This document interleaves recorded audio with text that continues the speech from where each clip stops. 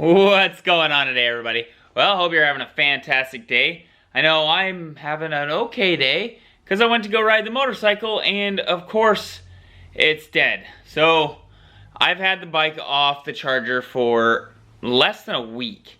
I rode it last weekend and now this weekend it won't even start. Now I've had some check engine lights. I believe it's E3 and ECB. I'll double check those, put them up hopefully if I have some. But I've been getting those check engine lights at randomly while I'm riding the bike. So it's pointing towards the battery. Now that being said, when I go to start it in the mornings or if I leave it for a week, it won't start. Shouldn't be the case with the battery. You should be able to hop on it and go. Even within a month, couple months, you should be able to start your bike up. So with that, I've gone ahead and I've actually upgraded my battery. Now I have an older style battery where standard stuff, it's not gel, not AGM, or it's not lipo, lithium ion. So we're gonna upgrade it. I've been hesitant on upgrading because I don't have a battery charger, don't have a way to charge it. Well, we've got a new battery, lithium ion, and a new charger to actually handle charging the battery. So we're gonna go ahead, we'll get this battery put in and get to it. So here we go, I've got the key. We go ahead and we try to put it in and it won't even get to the main screen. Can't start it. It's dead. So, we'll go ahead and fix that. So I looked it up, and it's the 3C and E3B codes. Now the only indicator that I get is this orange light right here is on, and then it says ESD down here. Now if you go through, you get to your odometer, and then I don't remember if you hold the bottom one or the top one, but you hold one of them and then it will come up with your codes, and your code should look like this, but it'll show up on your dash right here and you'll be able to look up your codes. This one's actually really easy to diagnose. So I've been off the bike for a week and it won't start. Probably the battery. So we're gonna go ahead, change the battery. I've done this before. The battery that's in it is some cheap battery that I just did to get by, till I can save up and get a better battery. So now I have actually a lithium ion battery and I have the charger. So now we can go ahead and actually have a decent battery. And I am completely amazed at how light that this battery actually is. It is very strange. Very small, very light. There it is. There's our battery, and this one has actually a pretty cool little tester that tells me if it's full, medium, or low. Not that I'm ever gonna use it, didn't know it even had that, but it's on there. Kinda cool. And then we've got our new battery tender, and if you look, it actually says that it's for lithium. So that's cool. We got our lithium stuff all set up, and it came with these foam pads to help cushion it, make sure that it stays nice and solid. Without further ado, let's get to the bike and we're gonna tear that thing apart. We're gonna take the rear seat off with the key, take the rear fairing off, and then we'll take the seat off, disconnect it, put it back in.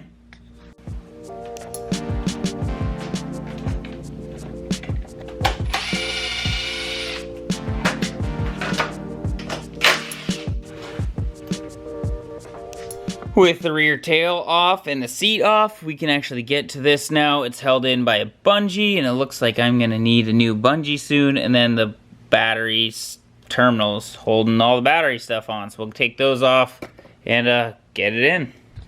There's a very noticeable size difference in these two batteries. And this is supposed to be a high performance one. Definitely not a high performance one. This one's supposed to have a lot more power than this one actually does. So we'll see if that's actually true or not. There it is. I had to get creative with the foam here because this has so much slack in it. But we've got everything going. I'm going to try to get this over here to help protect the positive side a little bit better. It's not the best fit, but it'll work. Now that everything's in, before you even connect to it, double check your positive and negative. Your negative's black, your positive's red, everybody knows. So check that before you put everything together, because it is a battery. If you do it backwards, it'll pop fuses, it'll break things. Go ahead, double check it before even putting these terminals on. Now that it's all installed, double check that everything works fine. We'll turn the key on.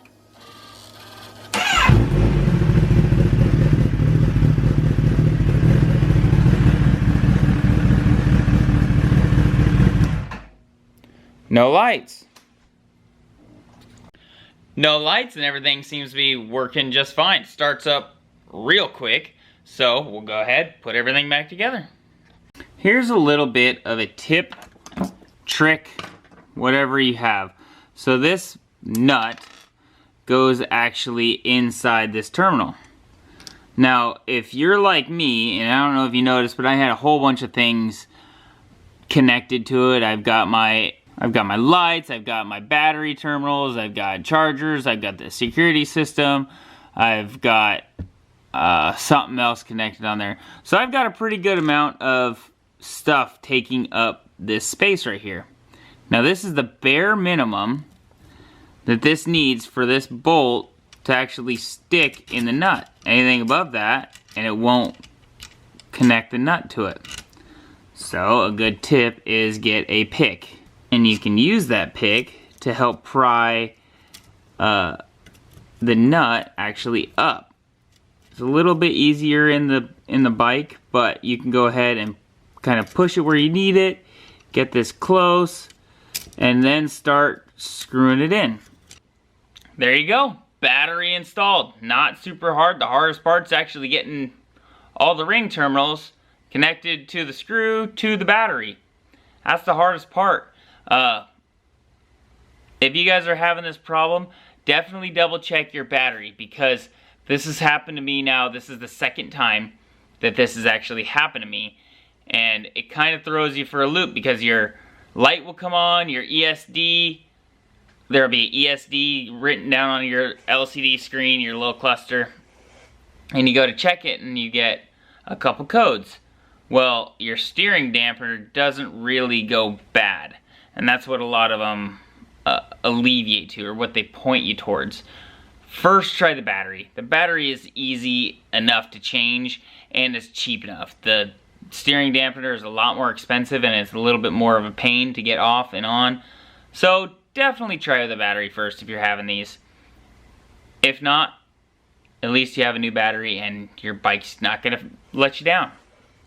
Anyways, I'm going to get out of here. I hope you guys found this helpful. If you did, please leave a big thumbs up. Don't forget to subscribe. And enjoy the rest of your day, guys. Take it easy, everyone. Peace.